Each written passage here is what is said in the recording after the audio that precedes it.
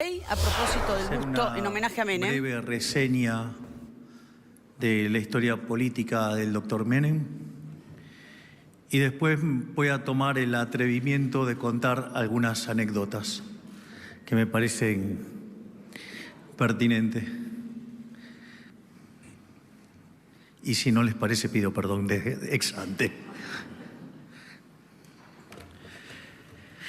Un día como hoy, hace 35 años, 14 de mayo de 1989, este hombre que estamos reivindicando hoy era electo presidente de la Nación. Yo quiero decir algo.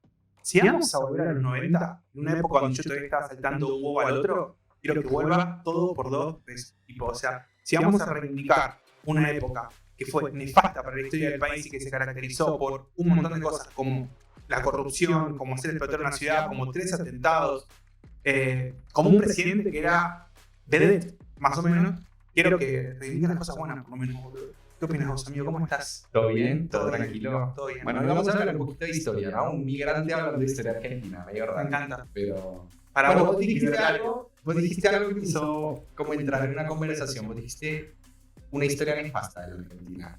Y eso es una forma de recordar, ¿sí? Así como lo está recordando Milei, para mí hay que hacer una distinción entre historia y memoria, ¿no? ¿Qué es la historia? La historia es un uso académico del pasado, ¿no? El uso historiográfico. Eso sería la historia. Y la memoria es como recordamos de manera subjetiva. Vos tenés claramente, por tu formación y por tu ideología, una visión de esos años 90.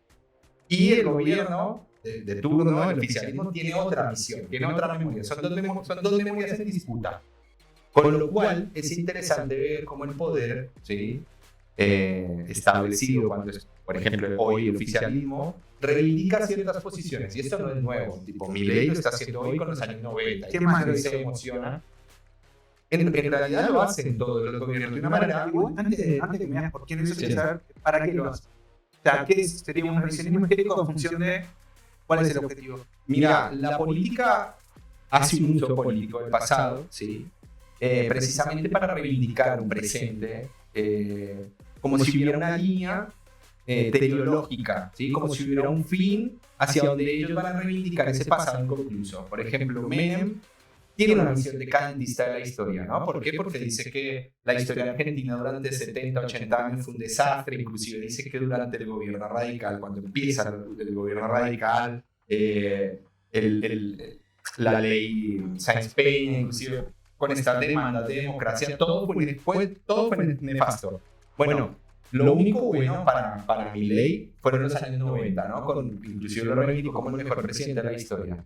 Con lo cual ahí tenés una visión política de reivindicar tu propio presente a un presidente que fue... Y el chabón repite esto, ¿no? Un poco muy nefasto, ¿no? Sí, no, en términos de esto, de decir, tiene como esta dialéctica de ser él solo contra todos, ¿entendés?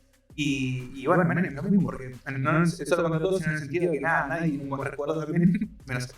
Sí, en realidad eso se llama revisionismo histórico. Y una de las personas que inclusive creó el Centro de Revisionismo Histórico acá en Argentina fue Cristina Fernández de Kirchner. Ella también tenía otra dinámica, ¿no? Y quería reivindicar a otros actores políticos del pasado, tuvo una historia muy federal, incluso ella instauró el feriado del 20 de noviembre como el Día de la Soberanía Nacional, ¿no? Como el día de la batalla de Caseros Norte. Sí, la vuelta del brigado.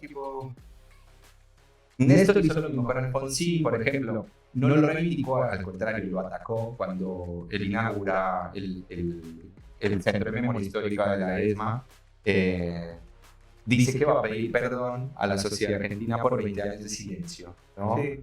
¿Dónde quedó tipo, el juicio a las juntas? Ahí hay una forma, cuando él descuelga los cuadros, ahí hay una forma de justificar tu pasar tu justicia por el orto, básicamente. Claro, pero de nuevo, no es que el chabón no sabe. En función de tu posición política. Exactamente. Hay un libro muy interesante que lo escribió Camila Perochena, que se lo recomiendo, se llama Cristina y la historia, donde ella comienza a analizar los discursos políticos de Cristina y es claro, tipo, cómo utiliza la historia de ella para justificar, ¿no? Su proyecto político, para ver de manera maniquea de buenos y malos en la historia cómo está la sociedad dividida en buenos y malos, ¿no? Cómo su proyecto político sería bueno para la soberanía nacional y cómo, por ejemplo, en los 90, que ella no es que el busto de Menem es nuevo, ella lo sacó del hall de los bustos de la Casa Rosada y Menem lo volvió a traer, ¿no? Es como Milei, perdón.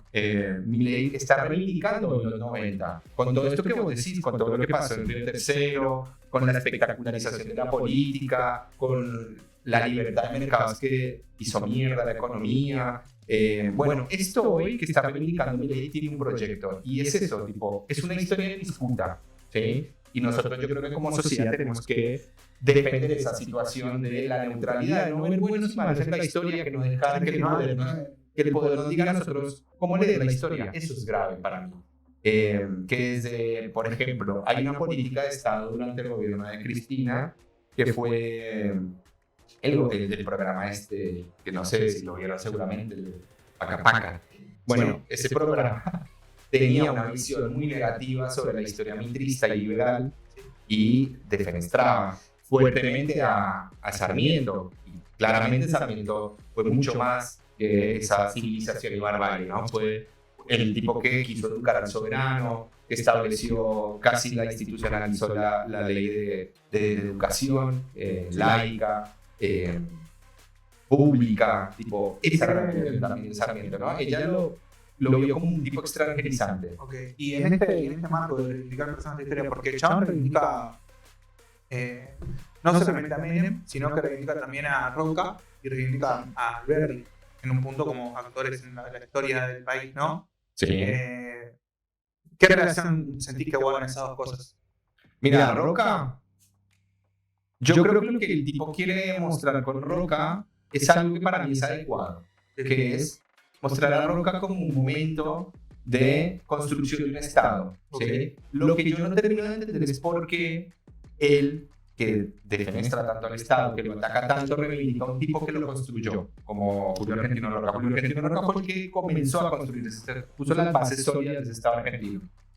Y después, nada, nosotros tenemos una visión de nuevo, una memoria también utilizada por el poder, que está vinculada con que Roca hizo el genocidio, ¿no?, en la Patagonia, con la conquista del desierto. Claro, obviamente que sí. Para nosotros, juzgar a Roca es un anacronismo. ¿Por qué?